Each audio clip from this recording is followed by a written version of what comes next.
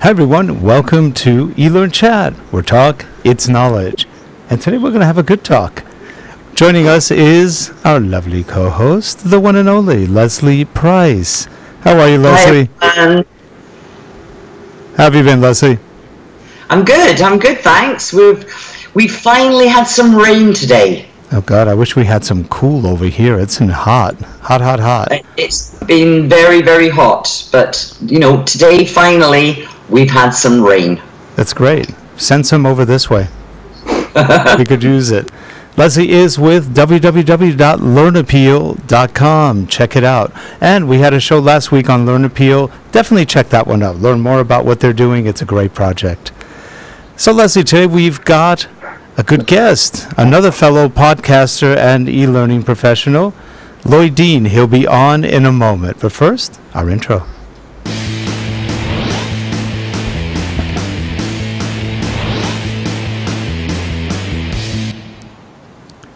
And we are back.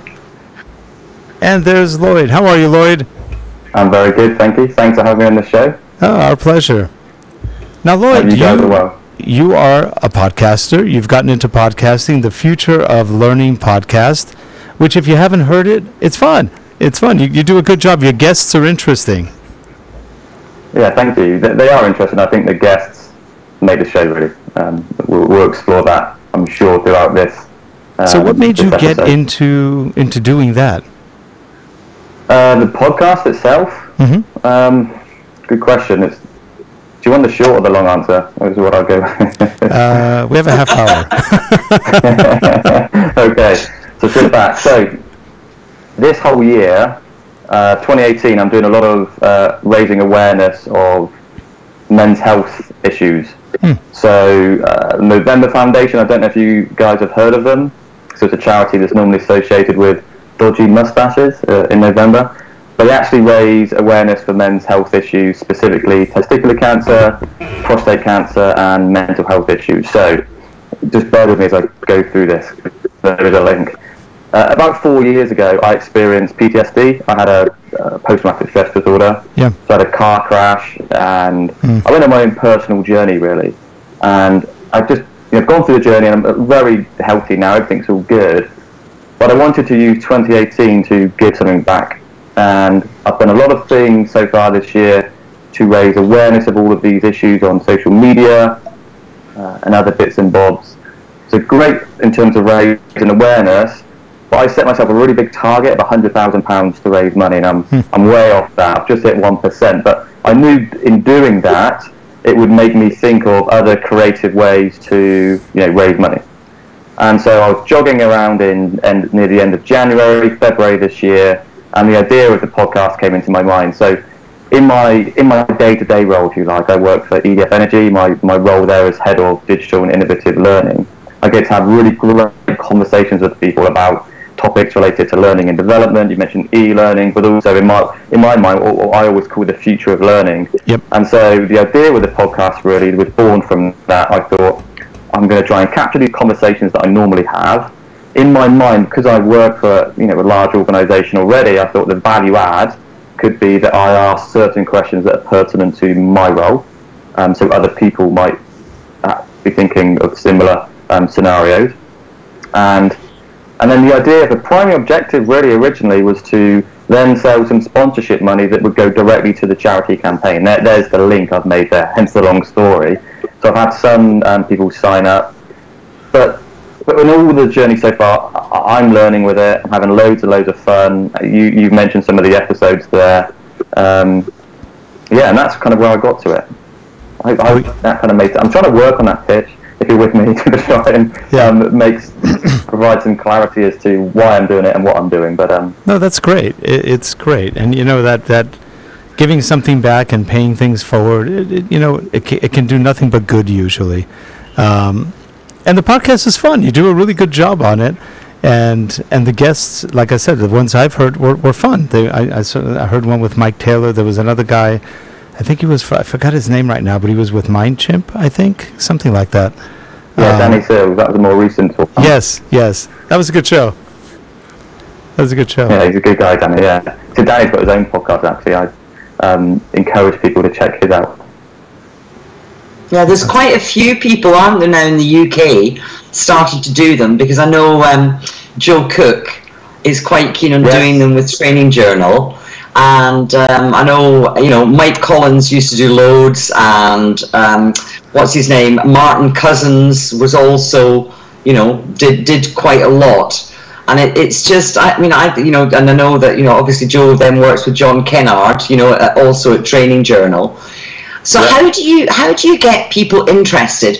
Because I was chatting to somebody the other day and saying that he's wanted to grow his own business. He's not really in the e-learning business. He's more in the face-to-face training business. And what I was saying to him was, have you thought of doing podcasts or video chats like we do here, or like Colin Steed does with Learning Now TV? And he was like, oh, I hadn't actually thought of that before. Do you think it would work?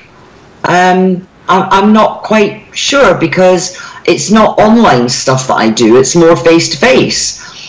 So, and I think that, to me, it doesn't actually matter whether you're face-to-face or whether you're online, but I can understand why people who do more face-to-face might not even consider chats like this or podcasts.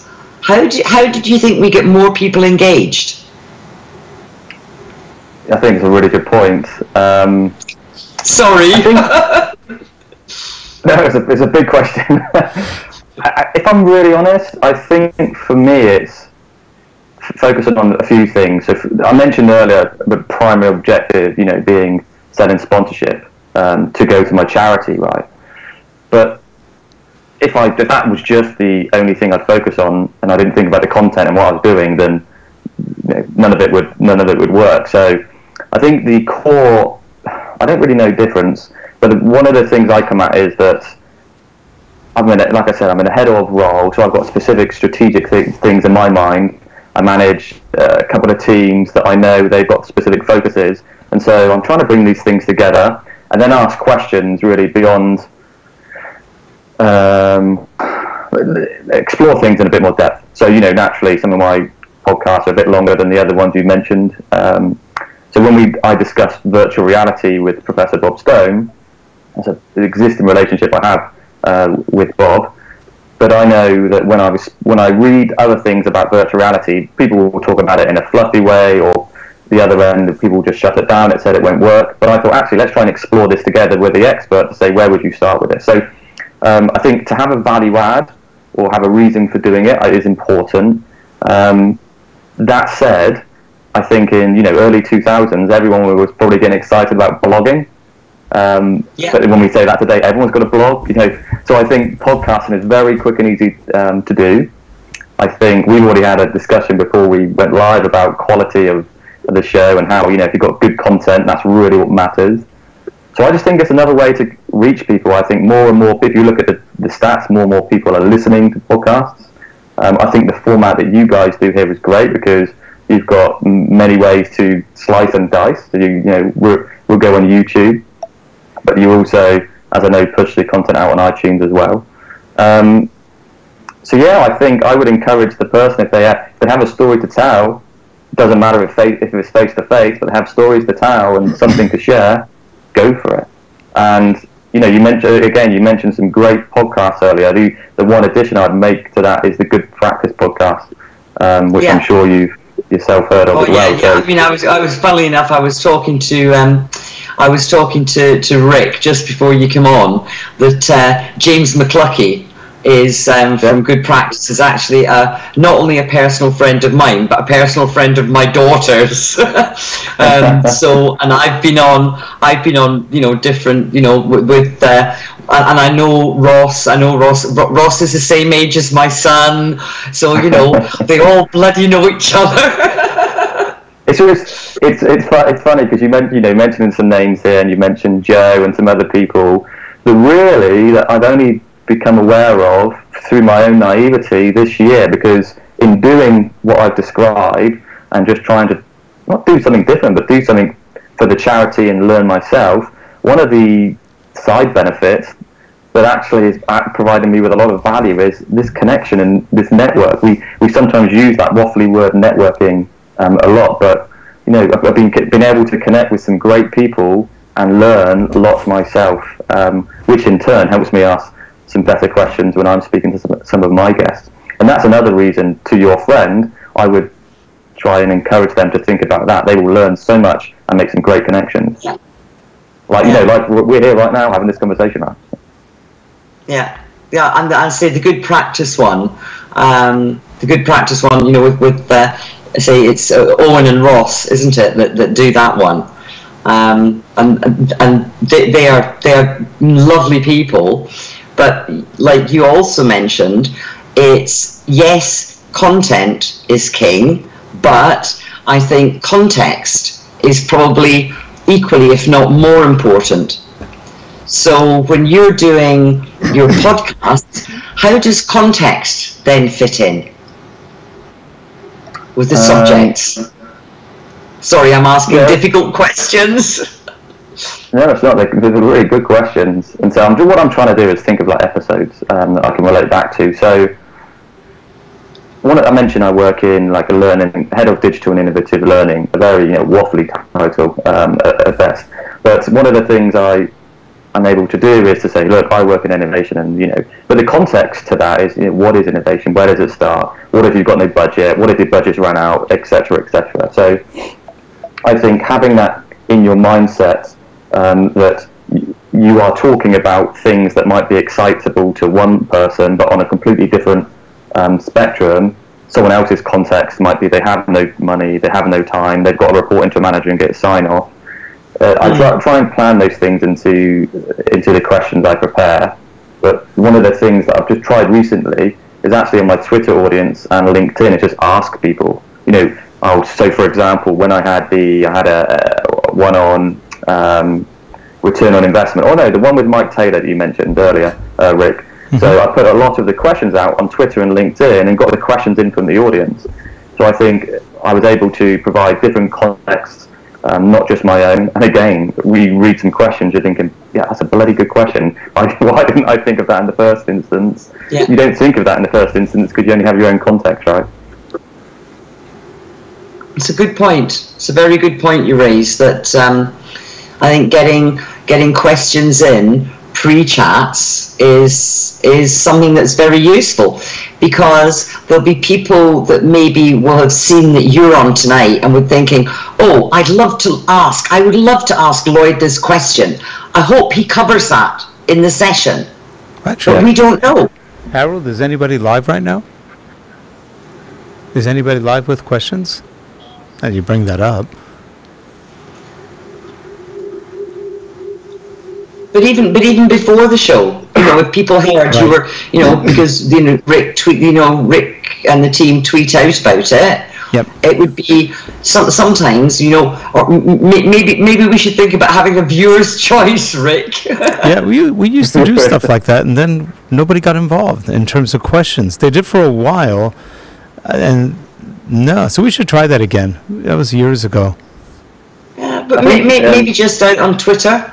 Yep. To just not necessarily during the show, but we're going to be having such and such on. Yep.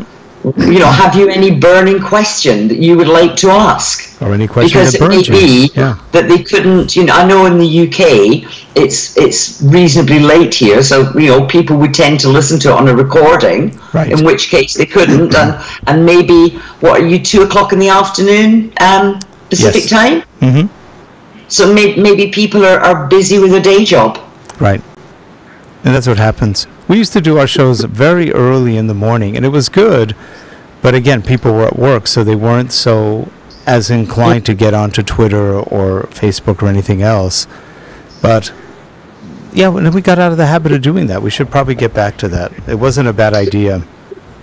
With your timings, with your podcast, Lloyd, what do you find? Do you find a specific time is best, or do you find most people listen to recordings, or do you do live and then I'm just interested to know the routine that you have. It's something that's grown arms and legs. So I think the most important thing is I'm really grateful for anyone's time when they come onto my show, and I work around them. If they can't do a particular time, I won't do that particular time. I felt a bit guilty because I had a guest come on recently. The show wasn't live yet, but he was up at 6 a.m. to be on the show, and I thought these things through, but there's still some reviewing to do my side. But I'm trying to be really flexible. I mentioned already I've got my day job, so I need to balance that, and I do a lot of my conversations in the evening, similar to this. But yeah, I think when I said it's grown arms and legs, it's becoming a bit of an administrative nightmare, and I'm not the most organised of people at best. But my principle is really to work around the guests, and sometimes I'll end up doing 3 a week, and I'll do none for 2 weeks, and that's fine, because if I've got the questions loaded up, that's great. The only downside with that is, we mentioned the questions a minute ago.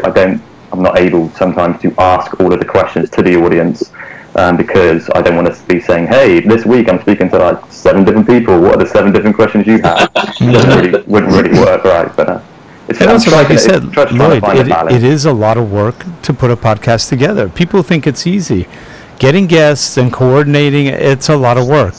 It's tedious.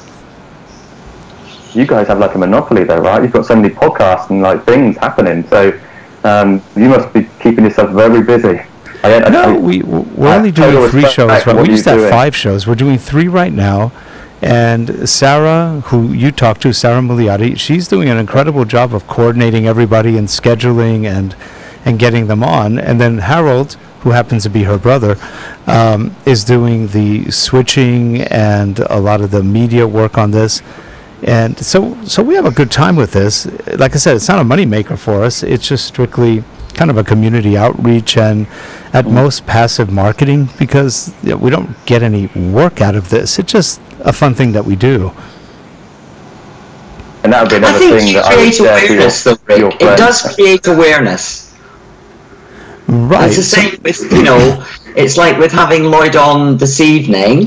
Once the YouTube video, and it's like I was on, Lloyd, last week I worked for a charity called Learn Appeal, and last week, even though, yes, I'm the co-host, I had one of our trustees on with me, and we actually talked about the charity that I work for. And, a lot of it is just creating awareness, and I think creating awareness is equally important. Yeah, it's getting things out there so people realize what's out there, what can I do with it, what's going on in the industry. And the other thing is, and you said you're new at podcasting, but I think you're hitting it perfectly, because you can never be afraid of who you're bringing on. You just bring people on. Yeah, and people respond well usually to being on, talking, and having a good conversation. So that's good, and people like to talk about themselves, so that's good too. It makes it interesting. How do you choose your guests, Lloyd, or do your guests choose you? So there's a mix. There's a mix at the moment. I'm getting more requests for people to be on the show, which is great. When I knew I was onto something, I think, and I think you mentioned it a minute ago, Rick, about doing it for enjoyment. That buzz of getting guests initially onto the show and hitting publish, and you're up on iTunes, that was an unbelievable buzz for me. So I'm really cool. That was something I'm really grateful to be able to do. But in terms of my guests, what I mentioned about my role, so strategically, what I'm trying to map out is I'm creating a book. So in about 6 to 9 months, I'd have various chapters, and each of the podcast episodes would be in those books. And so I just find that what that does is balance me, because I know I don't have conversations about all the sexy things like artificial intelligence, augmented reality, and all these other things. And it enables me to think about the other brutal realities of our job, like return on investment. There's one with Mike Taylor about L&D and marketing, leading a team and stuff like that. So that's what I'm doing. I'm just trying to think about chapters and themes, and naturally through my network, I'll just pick up new people and I've not met before, and just ask them to be on the show, which is so one of my most enjoyable shows is with a chap called Bradley Metrock from the States. He does voice first technology. Never met him before. never really connected. I just asked him, hey, would you mind being the show? And like you mentioned, Rick, he was like, yeah, sure, I'd love to be on the show. And it's normally just like that.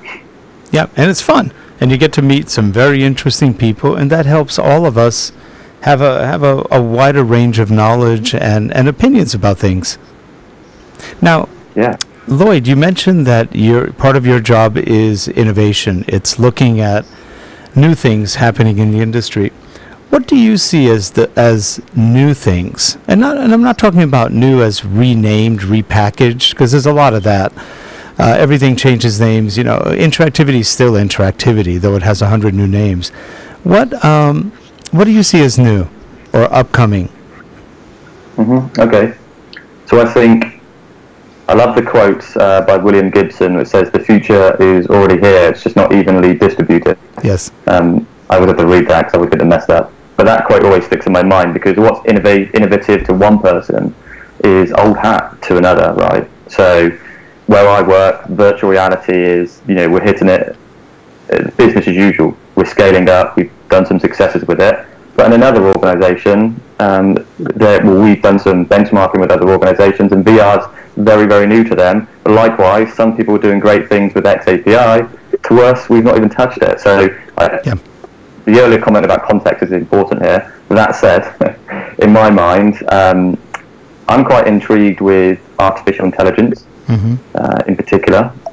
And I'm intrigued with it because I think at the moment a lot of people will talk about artificial intelligence as the same as one big entity.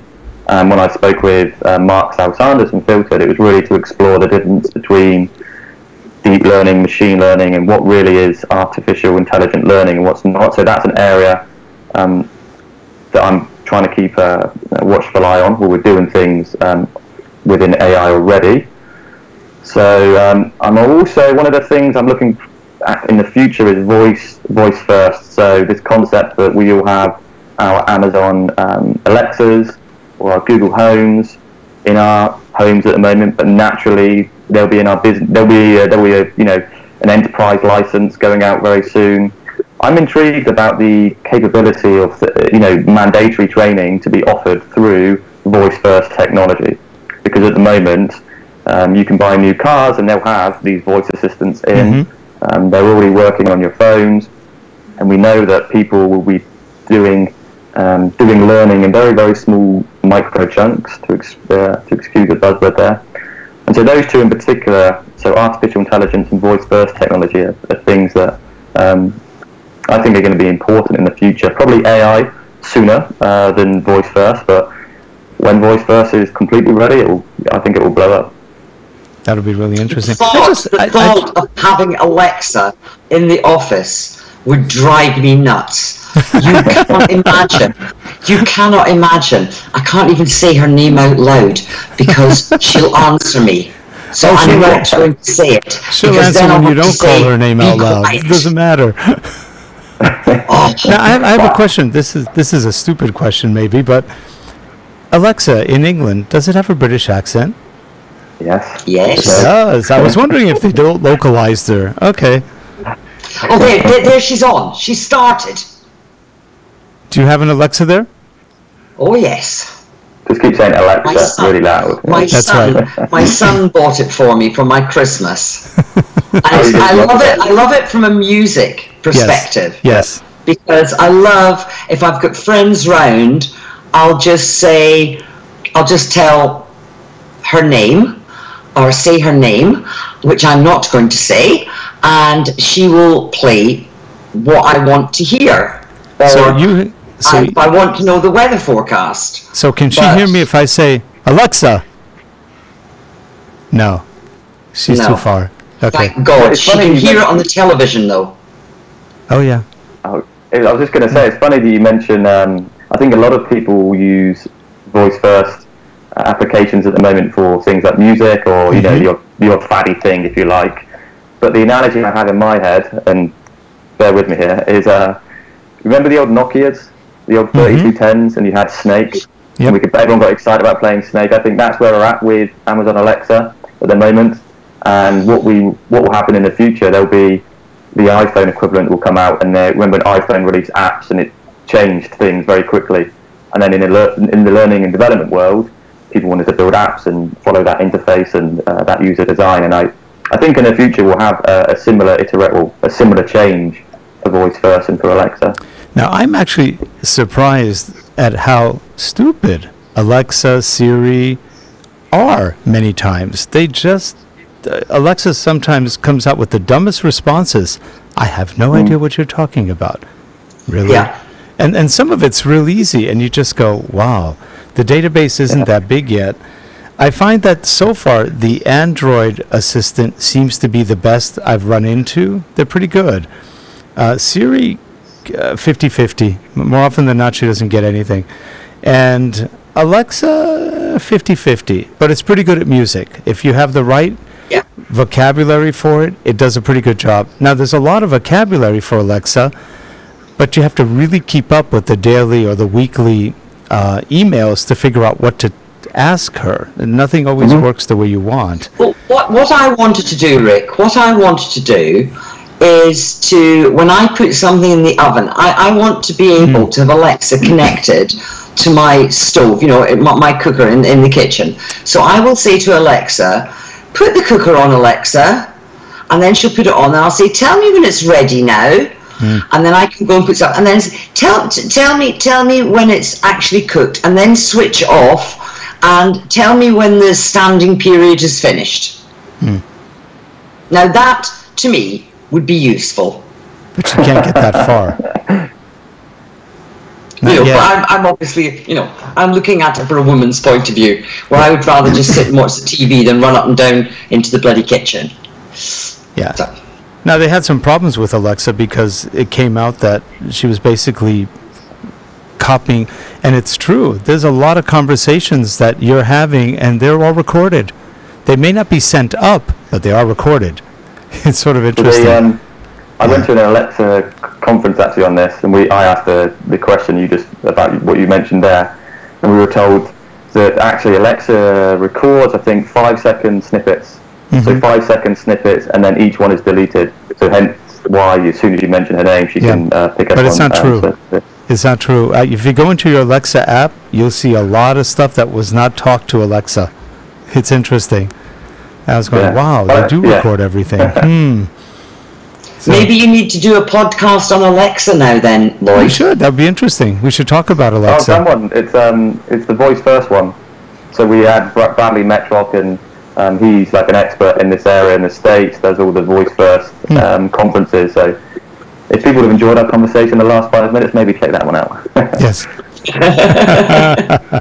And what about with AI? Are you in touch with people like Donald Clark and Marco Ficini in the UK? Because I know they're both. Donald Clark is particularly into AI, and so is Marco. Yeah, so I'm aware of both of them, and I follow both of them on social media. At the moment, a lot of the extent of what I've done has been with Filtered, and Mark Sanders.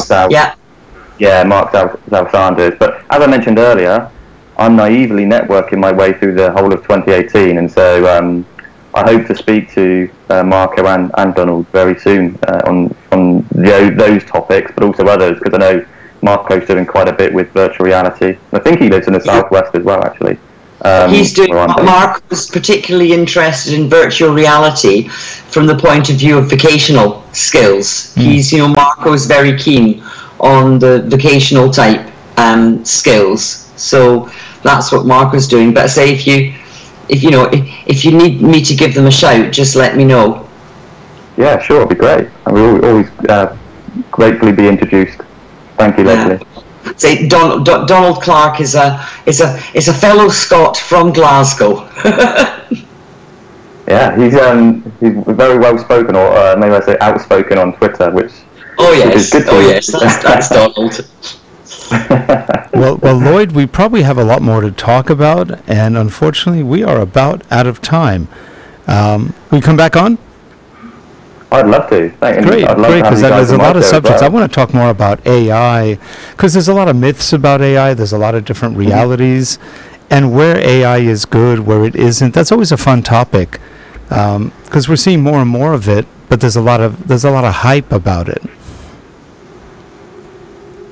Yeah, So- it is very, very interesting. But I think around it, there's an awful lot of fake news as well, Rick. That's true. And that's usually about the real news, which is fake. There's so much fake news everywhere. It's propaganda. News has become propaganda, period. It's sort of sad. I've never been a fan of news, which is why I studied journalism for a long time. Anyway, well, again, Lloyd, thank you so much for coming on the show. We look forward to having you on again, and good luck with the foundation as well as all the work you're doing. Much luck. No, thank you for having me, guys. I really enjoyed this conversation. It's lovely to meet you, Lloyd, and maybe we'll actually meet in person. Do you go to the Learning Technology Awards? Yes, we've got some submissions in, so fingers crossed. I won't ask what category because I'm a judge on a couple of them. Okay. Yes, see your lips. No, but you will see me on the stage then, because I do a plug for the guys that run it. You know, closer still, Mark Penton and Ian Smout are very big supporters of Learn Appeal. So I actually stand up on the stage and do a plug in front of all 800 on the big screen. Oh, good to you. I actually saw your show a couple of weeks ago where you spoke more in more detail about the charity. I think it's really great. Yeah. Yeah. No, it's we think we're doing what we're doing is very exciting, and never mind leading edge, bleeding edge. That's good. Well, again. Anyway, lovely to meet you. And if I don't see you at the awards, I'll maybe see you at Learning Technologies when it moves to Excel. Yes, I look forward to meeting you in person as well. Yeah. Okie dokes then. And for you folks watching in the chat room or watching the recording, please subscribe and let us know what you think. Give us any feedback. We'll have in the show notes information on how to get a hold of Lloyd Dean. Have a good one, everyone. We'll see you next week. Bye-bye. Thanks. Okay. Take care, everyone. Bye. Take care. Bye.